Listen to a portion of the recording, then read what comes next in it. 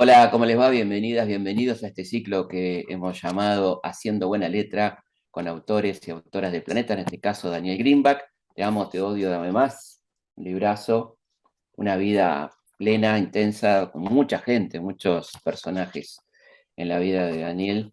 Y quería empezar primero por algo que nos une, que es muy importante para ambos, que es la pasión por Independiente. ¿Cómo surgía esta pasión por Independiente? Bueno, está expresada en el libro, ¿no? Mi viejo hincha de Independiente. De hecho, cuando nazco, era periodo de gloria futbolística de Independiente, muy alejado de los tiempos actuales. Claro, Y mi viejo me quería poner Carlos por Checonato y Ernesto por Grillo, que eran sus claro, dos ídolos. Eh, y de- y se impone mi vieja, no me llamo Carlos porque Daniel era el padre de ella que había fallecido, entonces quedó Daniel Ernesto. Ernesto sí es por Grillo. claro. Eh, y toda mi infancia, mi juventud, con mi viejo era como un rito ir a la cancha todos los domingos, local, visitantes, posteriormente seguí yendo yo solo. Y yo a veces se dice que los productores son músicos frustrados. Yo soy un volante o nueve frustrado. A mí el fútbol lo digo con mucha pasión. Es algo que me encanta. Y aparte, la pasión por Independiente es algo que he heredado de mi viejo y con mucha satisfacción, no ajeno a una profunda nostalgia del Independiente que fue y que no es, y que siento que por mucho tiempo no lo va a ser, pero me dio grandes satisfacciones, ¿no? Claro, sí, sí, nos pasa un poco lo mismo. Te iba a preguntar, porque ya que nombraste a tu viejo, ¿cuán importante fue tu viejo en tu vida, en lo que tiene que ver con tu futuro, ¿no? Con lo que pasó después, el Daniel empresario, el Daniel emprendedor, ¿cuánto tuvo que ver tu viejo en eso?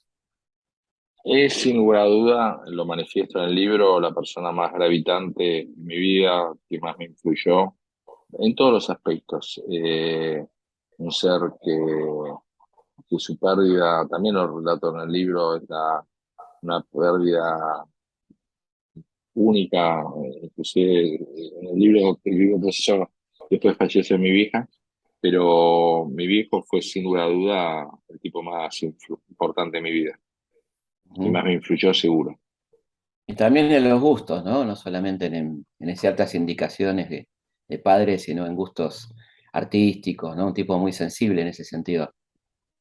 Fanático de la música, otra música, tango, música clásica fundamentalmente, folclore, muy fanático de los dos, pero también, por ejemplo, una prueba de los fanáticos de la música es mi viejo cuando sabe que tiene cáncer y que va a fallecer, eh, deja muy explícito, en forma explícita y escrita cómo quiere que transcurra su sepelio y velatorio y entierro.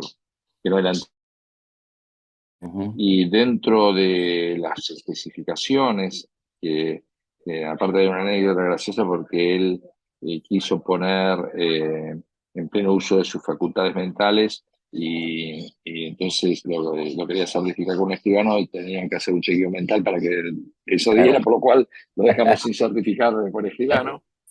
Donde ponía también que no quería que le prolongaran la vida claro. más allá si no tenía caridad. Y deja explícito que quiere un cierre final con muy poca gente, no quiere velatorio, quiere crematorio y quiere que todos los seres más queridos escuchemos juntos Gracias a la Vida, la interpretación de Mercedes Gozosa, como un Maravilla. homenaje a lo que él había pasado por la vida. Qué Lo grande. recuerdo, me emociona, fue un Claro. momento muy fuerte. eh, Porque escuchar eso en una despedida final, Potente. pero que lo representaba plenamente su sentimiento. Tipo agradecido a la vida, un tipo con mucho humor, para mí muy lúcido, muy amante Ujú. de la lectura también, Del cine, ¿no? muy amante del cine. el claro. cine europeo, era un tipo de fuertes convicciones. No, bajo todo punto de vista, me puedo jactar de haber tenido un gran padre. Bueno, y digamos que tu primer emprendimiento tuvo que ver con DJ, con ser DJ, ¿no? Hablando de música y todo esto, ¿cómo fue eso? Y la verdad que a mí la música siempre me encantó y cuestión paradoja por lo que dije anteriormente, pero por ahí pensás más en el fútbol. Y me encantó en un combinado de, también por eso escuchaba mucha radio. Claro. Entonces, la irrupción del primer trabajo como lo que en esa época se decía DJ y hoy se dice DJ, y Claro. que la actividad tuvo una jerarquización mucho más grande de cuando yo empecé, eh, tenía que ver con ese amor a la música, esa cercanía a la música, desde un lado que no era músico. Ujú. Ni intenté hacerlo, o sea, Claro. siempre me gustó la parte eh, de DJ, eh, e inclusive como un buen pretexto, como no me gusta bailar, evidentemente, como para estar en la pista, ser factor de por ahí conocer chicas, pero desde otro lado, sin tener que bailar. Entonces Claro. el DJ me permitió eso y, y fue fundamental, me parece, porque me dio como mucha formación de conocimiento de música, o sea, busqué constantemente, yo tengo, era un gran consumidor de vinilos, Ujú. Claro. en periodos donde existían las disquerías y donde los fines de semana iba a ver las novedades que habían salido, plus lo que escuchaba durante la semana en los dos programas radiales que pasaban más música rock o pop, local e internacional, que era uno que se llama Música con Thompson y Williams, que Claro. Sí. conducía Fito Salinas, y Modal en la Noche, que Ujú. con Pedro Aníbal Mancilla. A mí me gustaba más Fito Salinas porque era un poco más rockero, tenía Claro. más rock nacional, y el de Mancilla lo producía Ricardo Kleiman, que ponía también producciones de él que a mí tanto no me gustaban, pero los dos fueron muy formadores de información en una época que estamos hablando obviamente que no existían las redes ni Claro. existía ni las FM, ¿no? Entonces eran dos segmentos horarios que estaban muy asignados a escuchar música. Totalmente. Y también estudiaste sociología, tuviste tu paso por sociología. Sí, cuando termino el secundario, eh, En el Vieites. en el medio está en el Hipólito Vieites, comercial en Caballito, el barrio de Caballito, que mi viejo fue una decisión un poco. El Vieites que él fue no fue el mismo que yo vi, yo lo padecí, el Vieites, no lo gocé, tenía el mejor de los recuerdos. Yo creo que las escuelas o las instituciones son dinámicas, un poco de acuerdo a quién nos conduce a través de los distintos tiempos. Y eh, viajo y dentro de las cuestiones sociología tenía muchos elementos que me atraían dentro de una carrera o de algo que yo tenía entendido que no iba a trabajar de sociólogo. No Ujú. me veía como sociólogo con las salidas laborales que en ese entonces Claro. tenía. Quizás la única que por ahí me podía seducir tenía que ver con cuestiones más de profesorado que de investigación.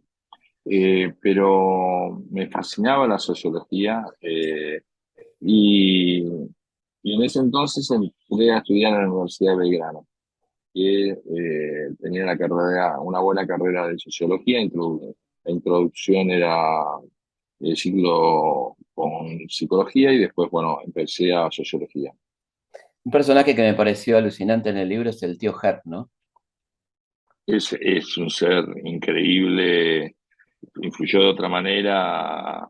Para mí ese viaje con que empiezo fue un ser, falleció también, pero un tipo excepcional, de un bocho muy superior, por coeficiente, por inteligencia, por lucidez y por información, y un tipo fundador de un movimiento cultural muy fuerte que fue todo el rock, en la costa oeste de Estados Unidos. Entonces, en el incipiente rock que empezar a tener matices más industriales, más comerciales, más empresariales, un poco, sobre todo en la segunda parte de la década del 60, él estaba ya insertado y cuando yo llego era una figura muy reconocida dentro de la industria, lo cual a mí me permitió un acceso a una información que de ninguna manera la hubiera tenido de otra manera. Fue muy Me motivador dio para lo que hiciste después, digamos, ¿no? muy motivador, quizás lo como funcionaba la industria de la cultura, de espectáculo en la Argentina, tenía un techo y me abrió un mundo que no hubiera sido inaccesible de otra manera. Y de nuevo, desde el lado del productor, no desde el artista, que obviamente lo que iba a ver me gustaba artísticamente, pero ver cómo se formaba o cómo crecía ese incipiente movimiento de show business, por llamarlo de alguna Claro. manera, fue fascinante. Me abrió los ojos dándome otro tipo de perspectiva muy grande, que también me generó como un shock de lo que vi cuando yo vuelvo, la Argentina era otra, entonces era, la verdad es que en una época, no es como ahora que los aparatos vienen que se enchufan en 110, 220, Claro, automáticamente, antes usábamos un transformador para que no claro, explotara la cosa. sí, Bueno, tuve que poner el transformador entre 110 y 220 para que no me estallara el bocho, claro, pero me dio una información extraordinaria. Y claro. el mantenerme permanentemente en contacto con él eh, siempre fue una fuente de informaciones muy, muy, muy interesante, tipo muy lúcido. ¿Cómo fue el inicio ahí con Sui Generis? ¿Cómo fue este vínculo Se iniciático? fue dando orgánicamente, la verdad que yo estaba trabajando ya, pero la erupción de Sui Generis claramente cuando empieza marca una diferencia muy, muy fuerte. Yo, no, yo, está definido como la segunda generación de rock. La primera está más Los Gatos, Manal, Almendra, Tanguito, la primera versión de Los Abuelos de la Nada, Claro, La Barra de Chocolate. Sui Generis empieza e irrumpe de forma muy fuerte en un momento que en el mundo el folk era dentro del rock, un segmento muy preponderante con claro, Simon y Garfunkel, Johnny Mitchell, John Baez, Pete claro. Seeger, Bob Dylan. Ujú. Entonces, Sui Generis se irrumpe con Canción para mi muerte y Ujú. ese primer álbum que se llama Vida. Y yo trabajaba en paralelo con un grupo de vivencia que lo había recibido a través del productor discográfico, que era un hombre también de radio que se llama Leo Rivas, tenía Claro, un sí, me programa, acuerdo. Del mate, programa del mate, sí, sí. exactamente, auspiciado por la Cámara de Productora del Mate, y yo era asistente de él, por amor a la radio en ese entonces, me dio la posibilidad de trabajar con Vivencia, pero trabajaba en Vivencia, pero en paralelo tenía claro que a Vivencia le iba bien comercialmente, pero tenía claro que el peso sui generis era muy, muy interesante. Y en algún momento donde ellos tienen algunas diferencias con quien eran su manager y productor histórico, que son Jorge Álvarez y Oscar López, y ahí aparezco yo y empiezo a trabajar un periodo que para mí fue un salto muy fuerte desde donde venía y un salto en dos aspectos, en el aspecto empresarial, pero también en el aspecto humano por tanto la genialidad de Charlie, la muy buena relación que tenía con Nito, en esa época también hay una aproximación muy grande con León Gieco, Porchetto, que hace por su Gieco, Chiquito. después viene. O sea, ese movimiento folk que también tenía un respaldo grande del rock, porque en la parte de producción era muy importante la injerencia de Billy Bond, eh, me dio como un salto de empresarial importante. Empecé a jugar como en otra liga, digamos, ¿no? Claro. Y con la certeza de que artísticamente era un proyecto muy interesante bajo todo punto de vista. Ujú. El otro gran momento es el momento de Mercedes, ¿no? En tu carrera, sin duda. Sí, sin lugar a dudas, sin lugar a duda, por Ese disco que es uno de los discos más eh, vendidos de la historia argentina, ¿no? y no Impresionante. solo por eso, porque normalmente cuando hay hechos político-culturales, es muy difícil que prevalezca un hecho artístico. Y Claro. fue tan bueno este disco que vos mencionás y esos recitales en la ópera, que pese al alto condimento artístico, cultural, obviamente las letras de lo que representa Mercedes Sosa tenían un contenido muy fuerte, pero el hecho artístico que queda plasmado en el disco es un reflejo fiel de un nivel superlativo de la música popular argentina, porque La Negra en esa voz increíble, en esa impronta, en las interpretaciones, aborda distintos estilos Claro. y de música no solo argentina, ¿no? De la nueva trova cubana, Ujú. eh, hay composiciones también de influencia de brasilera, de Ujú. Violeta Parra, El tono nacional. la voz de Latinoamérica, sin lugar a dudas. Y, y luego del exilio, en un exilio obligado porque no podía trabajar por la cantidad de bombas y habiendo padecido esas circunstancias y ella que me dice que cuando vuelve va a trabajar conmigo y respeta y honra su palabra y en el proceso haberla visitado varias veces en su exilio que lo padecía en Madrid, ver cómo era su evolución musical, fue una experiencia muy interesante. Me acuerdo de ella de decirme, si bien había quedado conmigo trabajando su hijo y su secretaria personal en la empresa que era más de rock, no, totalmente de rock, todavía no éramos productores internacionales, la manera de decirme que descubrió Submarino Amarillo y decirme lo que me perdí por prejuicios, no haberlo visto 20 años Claro. antes, o haber llegado en tiempos de Walkman y que estuviera escuchando a Stevie Wonder, La vida secreta de las plantas. Ujú. Toda una información que le abrió, a mí me parece, un bagaje artístico extraordinario y que la renovó que inclusive los más puristas del folclore en algún momento, como siempre ocurre, como le Sí. ocurrió en su momento a Piazzolla, como le Hola, ocurrió a claro. Charly García, Ujú. eh, los más puristas en general son bastante conservadores. Claro. Entonces, cuando alguien del artístico propone cambios tan fuertes como lo que hizo, no lo ven bien. Después la historia para mí en general pone las cosas en su lugar. Seguro. Y ese reconocimiento a ese disco, sí, pese a que produje dos más después, pero ese disco es extraordinario. Extraordinario. Me acuerdo que lo tenía en cassette y lo gasté. No, no podía parar de escucharlo. Era una cosa hermosa, realmente. Y todo lo que significaba en ese momento, ¿no? Escuchar eso.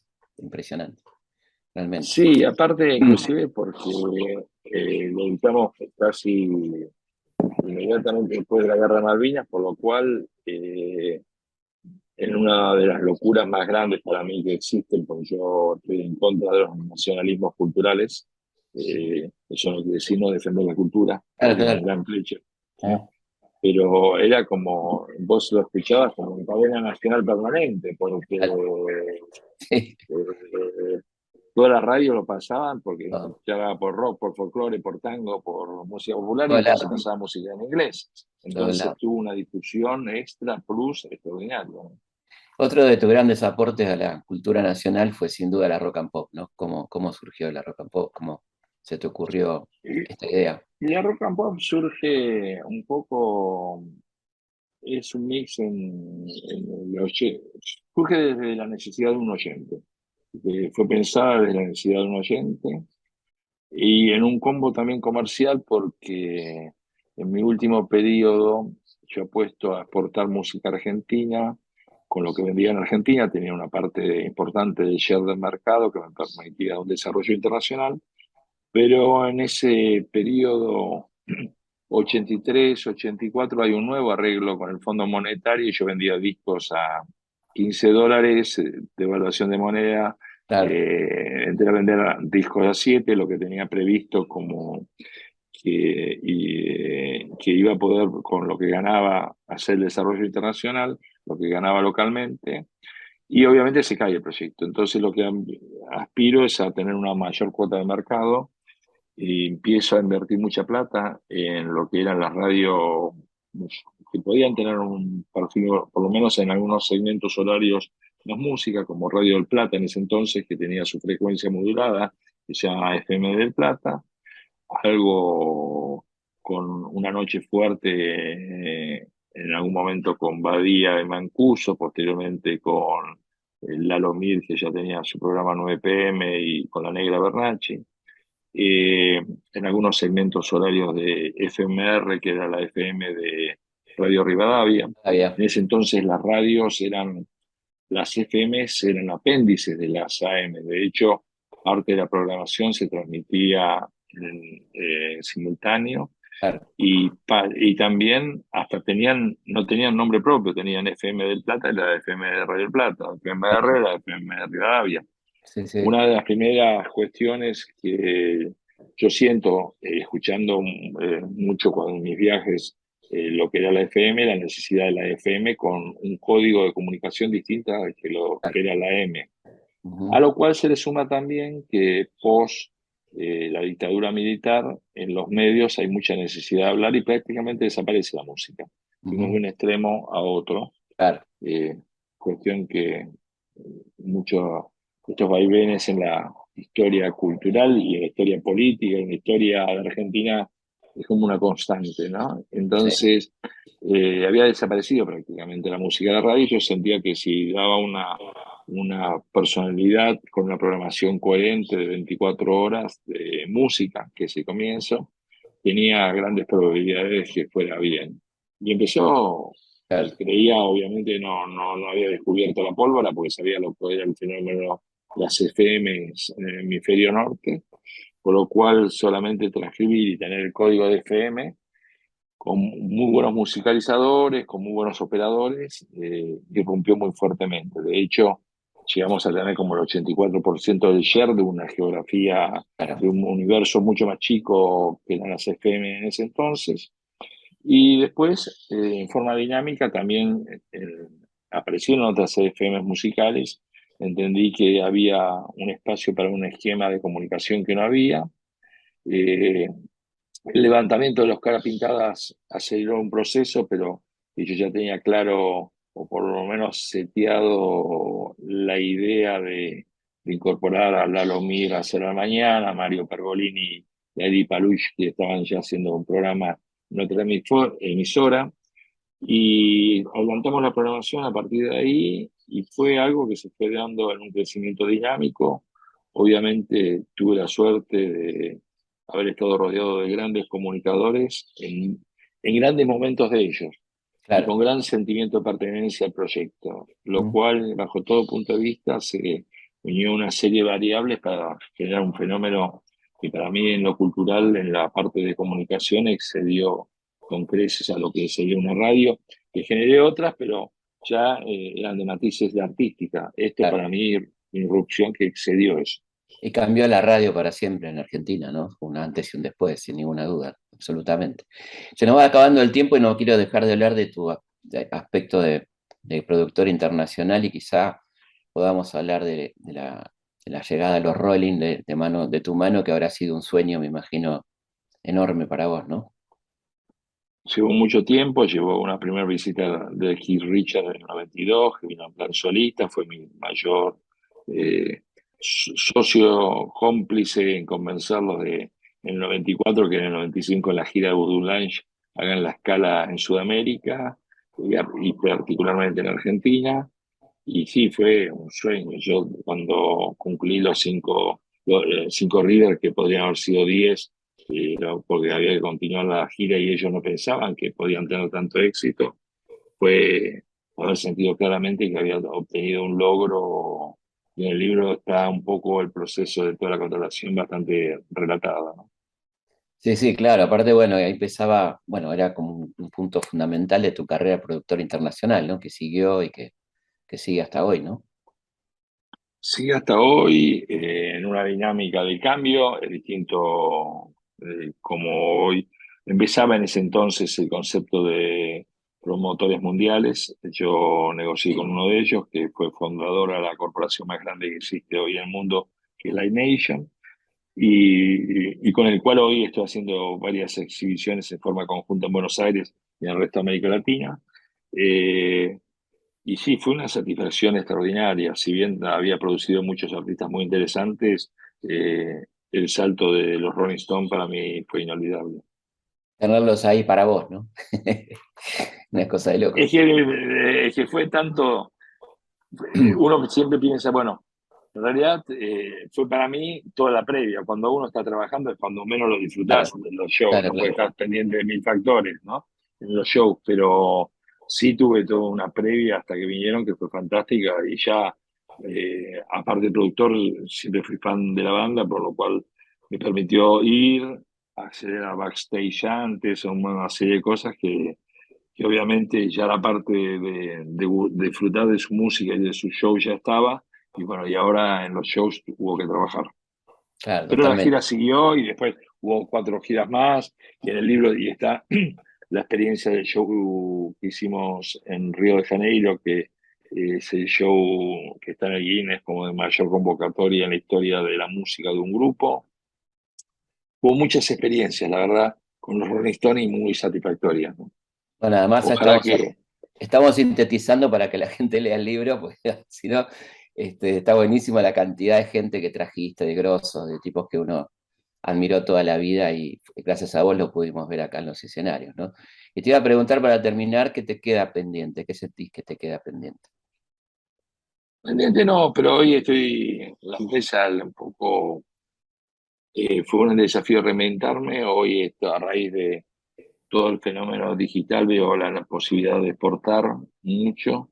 Volví por eso con otros tipos de trabajo, pero muy enfocado en una cuestión que en los 80 hubiera sido imposible, que es la difusión internacional, que se logra a través de las redes, es exportar música latina al hemisferio norte, generar contenidos para allá, tanto desde el lado de management como del lado de productor, y es el enfoque prioritario que tenemos dentro de la empresa para este 23-24, plus seguir con las exhibiciones y plus seguir produciendo shows acá, dentro de lo que se puede y la economía lo permita, Bueno, que ojalá es que un factor. sea así.